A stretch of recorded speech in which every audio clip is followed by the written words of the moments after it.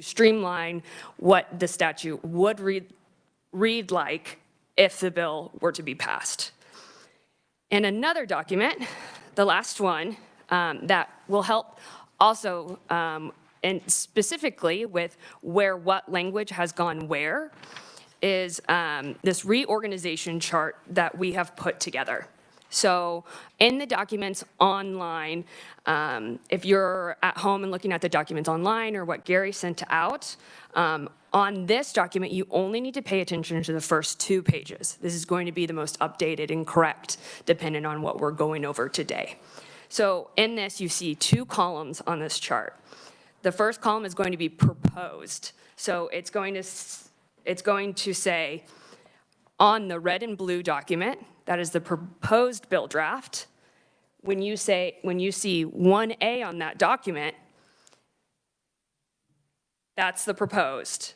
And then in order to verify that that language is the same or substantially similar, you can go to the current column and you can go to the current statutory language, which was that document that we handed out last, but I went over first with the current statutory language. So when reviewing, and also during my presentation, you'll see 1A in this one document, and then you can look over into the statutory language and say, hey, they both say, here are the eligibility requirements. And so that's how you, as an individual, can verify the language is the same. And so there have been changes due to the structure, the organizational structure. And so that's the importance of, okay, well, B16 is now D1 through 2 to A through F. So you will find those 2 in the 2 documents and identify and then compare the language. So I will start going. Yes, Representative. Thank you, Jess. This is great. Before you start, Representative Carr had a question. Thank you, Mr. Chair. I think through one of the 357 explanations that you gave, you answered this question. However, so was this to say that the items that have been stricken in red may or may not still be included at another point within the new proposed bill? Mr. Chairman, yes. So everything that is struck in red is included as blue somewhere else. So it's just changed only its place within the structure of it. Okay, and that is without question? There is one part in this subject A1 where I've deleted, or the bill draft deletes superfluous or redundant language. And so that is the only part that strikes language that would not appear again in the bill. Thank you. Thank you, Mr. Chair. You're welcome. I think that's an important question because there is a lot of content here. And that's why I didn't want to introduce the final language of the bill before we had this presentation and made the document public so people who are interested can go through it and make sure that they pretty much like it and make sure there's nothing that's been dropped or added. And so because of the amount of content, the amount of work that went into this, we're going to take our time, give people plenty of time to look through it, make sure it's all checking out, and only when we're pleased with it and there's no further questions, and that's when I plan on finalizing the language and getting the actual bill read in on the House floor. So I'm going to jump into one thing before Jesse, because I think this is an important point to repeat.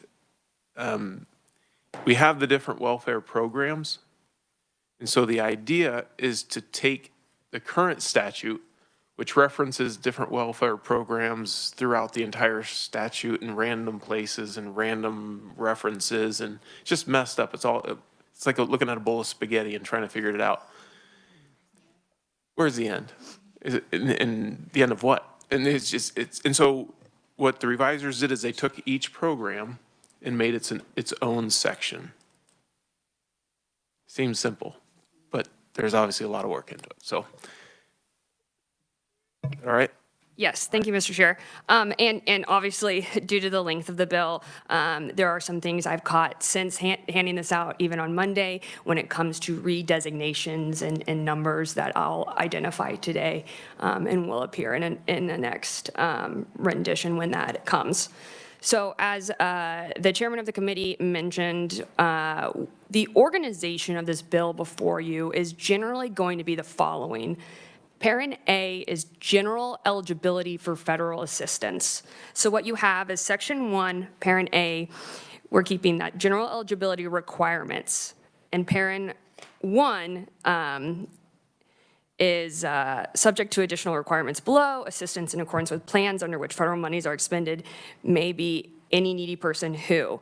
And then this A, I through 4 is the language I was referencing when I was answering Representative Carr's answer. So in this, as we remember, a majority of the statute is in giant, large paragraphs. And sometimes that is hard to read, hard to identify. And so this is the one instance in which there was redundancy in language when it comes to the secretary may determine, the secretary determining this, the secretary determining this. So what this paragraph A1A does is when determining such income or resources, the Secretary for Children and Families shall. And then I1, I2, I3, I4 are the requirements that the Secretary shall consider when determining those income eligible persons.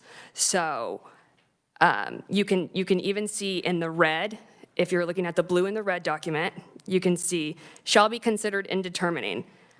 That is changed to to determine. And then the secretary in determining the need for the applicant shall. And so it just takes some of that language, puts it in one single spot, and that lead-in language in A1A. And then it goes on to B and C. So A1, B, C is in addition to these income eligibility requirements as determined by the secretary, a person generally who is receiving federal assistance must be a citizen of the United States and resides in the state of Kansas. So you kind of see how that was one big paragraph, and now it's almost as if it's a checklist for the secretary or anyone who is reading the statute. Are there any questions on that part? Okay, I will go on to the next one. So you have A2. So the rest of A is going to be who is eligible generally and who is not eligible generally. So in paragraph 2, no person who voluntarily quits employment or is fired from employment due to misconduct, et cetera, shall not be eligible to receive public assistance benefits. Yes. Sorry, Jesse, are you on, So I'm, which one are you reading from? yeah, With the red so and blue? I'm reading from the red and blue document. The page numbers may be a little different if you are reading from the blue only document. So page 2, middle of the page, under capital C is a 2, and that's where I'm currently at. So this, as you can see in the chart, I'll make use of the chart. So on that first column, you have A2,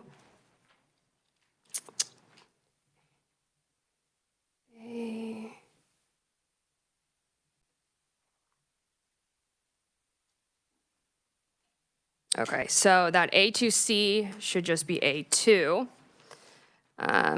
So that A2 is originally language from subsection I in the statutory language. So this is kind of the help of the chart is to say, okay, on this red and blue document, I'm at A2. And so you go to the statutory language and you find I, and then you can compare those two with the two documents in front of you, and that is language that has been moved and has not been changed. So then A3 is the Department of Administration shall provide monthly to the Kansas Department of Children and Families information about lottery winnings. So this was also kind of a general item that was in the statute that determines income eligibility. So it's in that general one because it applies to all the programs in the statute. And then what you find is going to be subsection B. So subsection B is only going to be related to cash assistance or TANF. And that's going to include eligibility requirements, work requirements, employment and training requirements, non-cooperation penalties, et cetera, as in the statute that only relates to TANF. So I'll go through those.